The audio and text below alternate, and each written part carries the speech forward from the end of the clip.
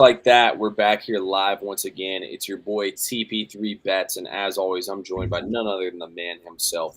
What up, bro? Coming to y'all live on this fine Wednesday where we have some playoff basketball coming up and a whole lot more. Bro, how we doing today, my man? We're grinding. We're in the grind for sure right now. We are getting our dicks kicked in every way, shape, and form right now. So we need these plays here and the show to hit. That's what we need to happen. How about you, brother?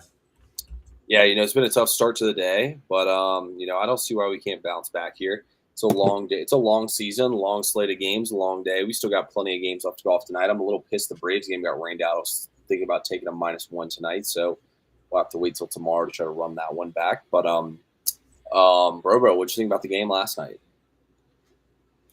Um, I guess my overall reaction was like, dude, I feel like I was on the right read. Like it just like at halftime, I'm like, this is great. This is exactly what I thought was going to happen. Okay, we're doing great. Jade McDaniels halfway to 20 PRA. Timberwolves are leading. I'm happy. I'm happy as a clam here. And then, it's just not fun to watch. It's not fun to watch SGA. It's just not. Like that's not fun to watch. 14 free throws in a game, bro. That's disgusting. The MVP.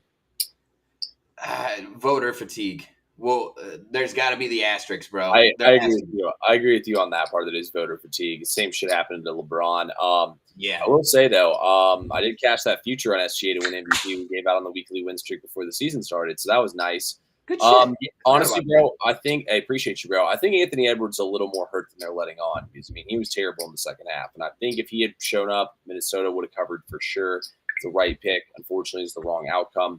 Bro, before we get into everything, you look like right now you should be wearing a shiesty. What's that? Shiesty, it's like the mask that covers everything but your eyes. Oh, I mean, that's what this is supposed to be. It's like a winter thing. You zip it up here, but I pull it down so y'all can hear me, Nah, that is a shiesty, bro. We got Bro Shiesty in the building tonight. Yeah, Bro's putting the shiesty on. He's robbing your bookie tonight. That's what's going down. Guys, we got a couple games left in the MLB, like we said. Bro, what do you have to say first, bro? Well, yeah. What did you think about the game? Oh, I didn't even say what I thought about the game. Yeah. I was waiting. I'm like, hold on, what the fuck is this? I thought Julius Randle was awesome. I thought Anthony Edwards was a little more hurt than people were letting on. And yeah, I mean, I would definitely agree that SGA got some foul calls that felt like the other players weren't getting, but ultimately I think it kind of went along with what I was saying, where I felt like that realistically, I just felt like, that when you looked at this team and whatnot of Minnesota, that the spread should have been a little higher than it was, although it's 7.5 again in this next game. And it sucked, man. I took the over in that game, and I locked it. I had what did I have? 3 points of CLV, and I still lost. So yeah, it happens, brother. We bounced back today. So I definitely felt like that we had the right picks there. It's just the wrong outcome, and that happens in gambling, and that's what you got to know. But that being said, we do have a nice little slate here coming up in the MLB tonight. Bro, where are you taking us again for your free pick? Which game are you going to? Did you say you're going to? Yeah, guys, I'm gonna try not to give like heavy fucking faves. We're trying to do some dog. A lot of times we got dogs barking. I don't know if you can hear my dog scratching at my couch like a fucking rabid beast back there right now. But I'm gonna take you to the Padres. Padres at Toronto. Toronto's heavily favored, -166. I don't have my model has this at best Toronto -122. Like I can't see how the Blue Jays are favored this heavily. I understand Gossman has been good historically, but as of late, he's getting fucking cooked, dude. 7.36 ERA last 15, 6.67 ERA last 30 days. Lifetime BVPs, the Padres are hitting 285 against him and 170 at-bats, so they've seen a fuck ton of him. I understand Randy Vasquez is unquestionably, unequivocally due for regression. It has to come. It has to happen. He does not strike anybody out, and he walks so many fucking people. So I get the apprehension, and that's probably why we're getting the price that we're getting it at. But the Padres are third against right-handed pitching, and they're third in batting average on the road. I think we are in a good position here with a great price of plus 140 to take the Padres here on the money line. T, is this a fucking donation or what do you got to say? And where and then where are you taking us for the MLB? I mean, the Padres could not be more due for a victory right now than they are. They can't. Only problem is they're pretty cold at the plate right now. B. Germ over here says he loves the Padres today. So I do think they can hit Gosman in this game. We got to see him do something on offense, man. Their whole offense is back. The one thing that kept me away from this game is Randy Vasquez. Randy Vasquez is like a 5-something xERA, and his walk rate is through the roof. But this season, for whatever reason, Randy Vasquez has been able to get those ground balls when he needs them. He's been able to get people out when he needs to get them out. So, I mean, hey, if Randy Vasquez can keep doing what he's doing, man, it keeps working for him. There always is pitchers who keep getting away with it that have really good ERAs and terrible xERAs. I mean, when you look at it long term as a season, like, yeah, you usually catch up to them at some point, but there are a lot of times there's pitchers who have terrible xERAs who are able to continuously get through it, or there's guys who just pitch to contact. When you pitch to contact, it's going to happen. So hopefully Randy Vasquez can get through the lineup once again, man. The Padres got to get on track here today. You know what? I'm going to go back to the series that I've been betting on. I've bet on both games so far. I'm going to take the over again in the Diamondbacks and the Dodgers. Yesterday, Yamamoto threw like a set 6 innings, no-hit baseball or something or other like that. The over definitely did not hit, but it hit by a mile on Monday. Well, tonight's game, Dustin May has been terrible lately, guys. He's struggling right now. He has a 6.51 ERA over his last 30 days, and he's a 5.4 away ERA. He's been getting touched up badly in these games. You look at the Dodgers, they've gone over the total in 11 of their last 13 home games. They just saw Corbin Burns. We talked about it yesterday. I really do think that pitchers, when that they just pitch a game, like when I really think pitchers, like when you see them for a second time quick, back to back like that, typically the opposite happens. Dustin may give 7 hits, 2 runs. It's not that bad. Corbin Burns gave up, I think, 0 or 1 run in that one. So I think the opposite's going to happen here. I think the Dodgers will be ready to tattoo him in this game. These offenses are on fire in the last 8 days. 5th and 6th in batting average, 2nd and 3rd in runs scored, and 1st and 3rd in home runs. I think this lines up for both these offenses to get hot today and knock the ball out of the park. We like the over 9 runs tonight in this game. Yeah, I really like it too. And I looked at that, and it was in my games that I kind of whittled down, trying to deploy a different tactic. I really like that. Yeah, Dustin May has been garbage. There was one other thing I wanted to say about that game that I really like. Oh, the wind, it's warm and the wind is blowing out as well, which helps. And Corbin Burns, I just feel like his arm looks dead. His arm doesn't have that same type of pop. So yeah. I think that definitely works in your favor as well. I mean, Dodgers haven't even reached their full potential as an offense. They're getting people back healthy. You know what I'm saying? Teoscar Hernandez just came back. And what was the other guy's name? Tommy Edman just came back. So a lot of potential there. A lot of pop off the bat could be happening there. I agree, bro. I think these teams should score some runs today, man. It's all lining up for these teams to score some runs. I just realized Mike also was not on. I'm sure it sounded a million times better right now, too. Yeah, you do. I was like, oh, fuck. Yeah, there we go. So I just turned on my Yeti mic as well. All right. With that being said, the only other game in the MLB I even looked at, I was interested in this Red Sox -1 tonight against the Mets. Tyler McGill's not been pitching as well. He's been getting touched up a little bit more in these starts. The Mets aren't hitting the baseball. They're dead last in batting average now in the last 8 days. They're batting 176. Red Sox were 11th. I mean, Garrett Crochet, man's been dealing. I think there is something to what's going on with this Juan Soto news. It came out that he was interested in the Red Sox. He's lollygagging on pop-ups. He's supposed to be mic'd up on baseball and Monday Night Baseball and turns it down. Feels like all of a sudden something's unraveling here with Juan Soto. You just paid this dude $726 million, and I don't even know if I said that right, but y'all know what I mean. You just paid this dude the biggest contract in MLB history, and he's acting like a bitch straight up. Like, I don't know what Juan Soto's doing, man, but he cannot be acting like this. You just gave him literally the franchise. You give this dude a box. You literally gave him everything you want, like more than anybody else is even offering to pay everything. Like, you made this guy like the highest paid player of all time. Insane what they give him. And he's acting ridiculous, bro. Juan Soto clearly has a bad attitude. Been talked about. It's been rumored that he's a terrible attitude. I mean, it's honestly unacceptable, and I think it's taking a toll on the Mets right now. I can only look at Boston in this game. Maybe they're due to wake up, but that was really the only other play I looked at. I mean, the A's are too heavily favored. JP Sears actually pitched well at the bounce house this season. Like the A's, though, bro, the A's are struggling right now. They need a win in the worst way. Do any of these other games catch your interest at all? Yeah, I actually have a play in the one that you spoke about, and I agree with basically everything that you're putting down. Garrett Crochet, every start but one is a quality start, 2.0 ERA, and McGill, he's had 4 earned runs in his last 3 outings, and he's failed to make it into the 5th inning in his in 2 of his last 3 outings. So something to be said there. And I really do. Something is up with the Mets, man. It is weird. It is weird. The body language is all all off. Like even Lindor doesn't Lindor is always his nickname is Smiley. He's always smiling. He's always happy and jumping around the field. Like, bro, he looks out of it. Something is definitely up. And it's just like, shame on Soto, bro. If you get paid that type of money, it's like you cannot be a problem at all. And it always seems like those motherfuckers are the ones that are their biggest problems, a.k.a. Deshaun Watson, biggest guaranteed contract, fucking disaster. I think you just have a vendetta out for Deshaun Watson. That could be true as well. Nah, I'm just fucking with you. I mean, definitely. I'm just fucking with you, though. But yeah, no, bro is a Browns fan for those of y'all who don't know.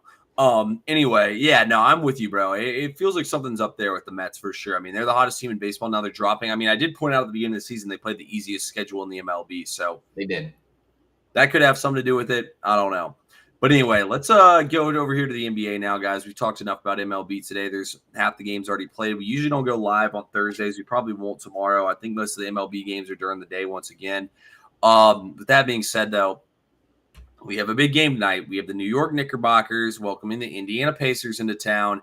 4.5-point spread. I think the total dropped to 222. It was either 222 or 221. Let me get an updated total looking for y'all. I almost knocked my freaking water over.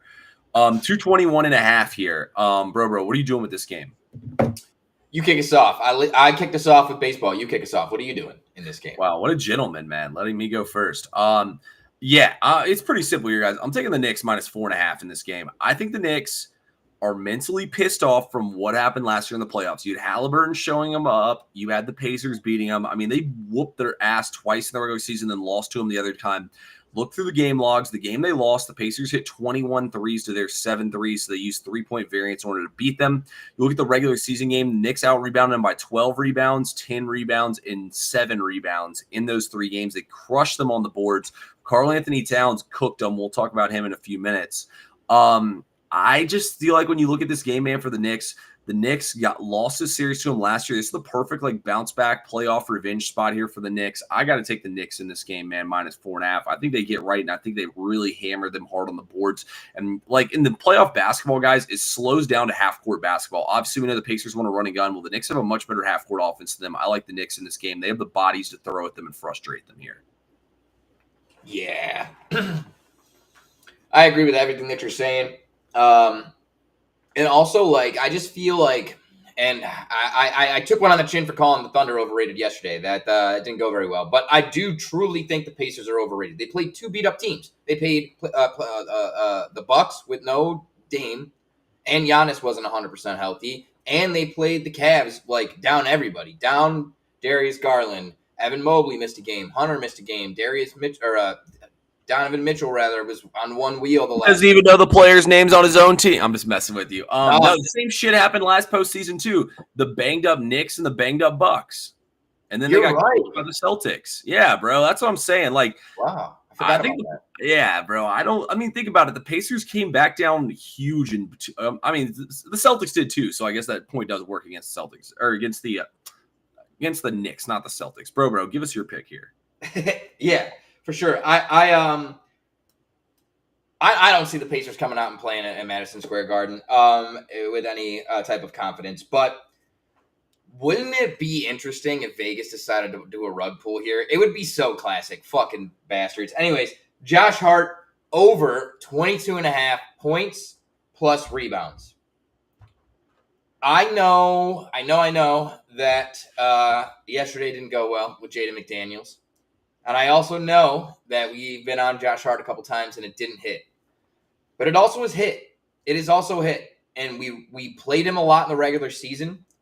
And this is a great matchup. It's probably my favorite pick of the day when it comes down to it. In 3 games against the Pacers this year, Josh Hart is averaging. Well, actually, I don't have his averages. These are the 3 games though: 20 points, 10 rebounds, 16 points, 10 rebounds, 30 points, 10 rebounds. And the 3 games against the Pacers. Josh Hart is in the top 5 percentile in cut to score percentage, and the Pacers are dead last in the NBA against cut scoring. They give up the most passes to the basket. So I think Josh Hart's going to play well, and I think in terms of matchups, he has unequivocal advantage. You look at Max Strus last round, he only averaged 4 rebounds on the season. But in the series against the Pacers, every game he had at least 6. Why? Because the Pacers guards are terrible at rebounding and they're woefully undersized. Josh Hart is a shooting guard that like plays power forward, or like a power forward that plays shooting guard. I don't even know which one it is. But he dominates the glass, and I really think he's going to hit the glass hard. I also, if I didn't get cooked earlier, I was going to take him double-double. In all 3 games this year, he has a double-double, and his double-double market like literally plunged. It was plus 165 this morning. It's now 130. So people are definitely on Josh Hart. So I like the play. Okay. Yeah, I like that look too. It's like I said earlier with the rebounding margins, like they're clearly getting a ton of rebounds in this series and getting a lot more than they're giving up right now. So with that big of a rebounding edge and margin here, I think you got to go ahead, man, and take the play. Like you said, like it should be a good spot for Josh Hart to crash the boards in this game. So I'm 100% with you on that one, bro. I like Josh Hart to crash the boards. And you look at Karl Anthony Towns as well. His PRA in this game is 36.5. He averaged 44 PRA against him in the regular season. Cat absolutely, yeah, exactly. Here it is. Yeah, Cat destroyed them in the regular season. I'm talking like 15 plus rebounds, 20 plus points every single game. He's finished with 36, 38, and 40, I think 50 something PRA in the games against them in the regular season. So I think Karl Anthony Towns and Josh Hart have a day against them on the glass in this game.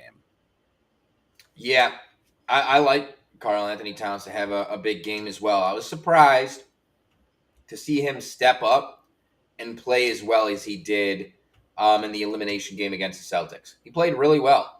He played really, really well. And I've been critical of him. I still think he is Burger King zesty sauce, bro. But, like, still, I'm very impressed with how he played. And I think he could definitely go off today.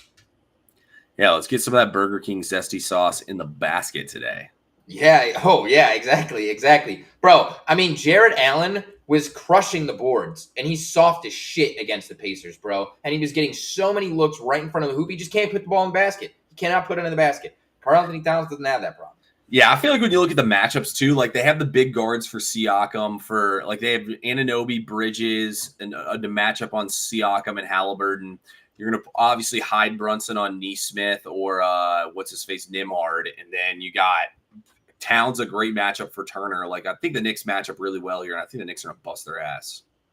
Yeah, I really do too. Dude, I got to tell you though, and I'm just asking a question at this point. I'm speaking out loud. Are you worried at all that do you think Vegas is just going to give us Thunder money line, Knicks money line that easy? Boom, boom. Yeah, it's a long series. I think the Knicks come out their heads on fire here in game 1. I think game 2, the zigzag might be in place, but I think game 1 is definitely going to play out the way it should. Yeah, and you know what? I do like the fact that you had the revenge angle from last year. I completely forgot about that. That is big. That's big. I like that. It's huge. Anything else that you have? When's the Timberwolves play again, tomorrow or the day after? The Timberwolves play tomorrow. It's day, boom, boom, boom, boom, boom, boom, every single day after each other for basically the rest of the postseason. Got it. Oh, so no extended rest for travel. I see. Okay. Any preliminary leans? I don't even know what the spread is for game 2, but any preliminary leans there? Is this a zigzag spot, or are the Wolves? 7.5. I'm probably going to back the zigzag in game 2. Oh boy. Yeah. I can dig it. I can dig it. I just they can't let SGA keep getting away with this. I don't want to watch a goddamn sorry. I don't want to watch a free throw contest. I don't want to watch a free throw contest. Yeah, you're definitely not wrong, bro.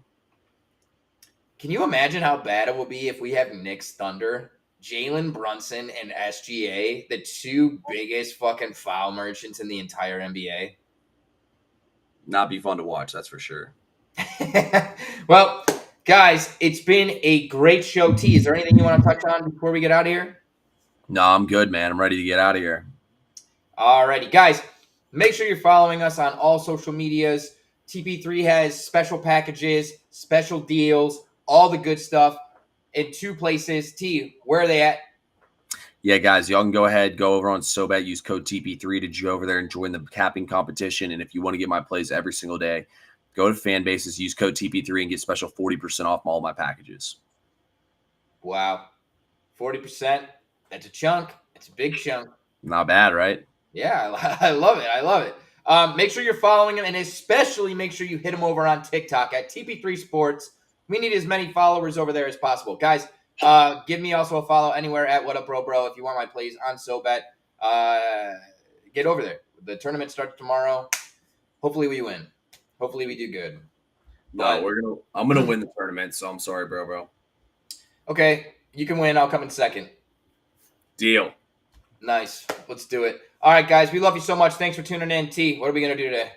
It's fucking cat.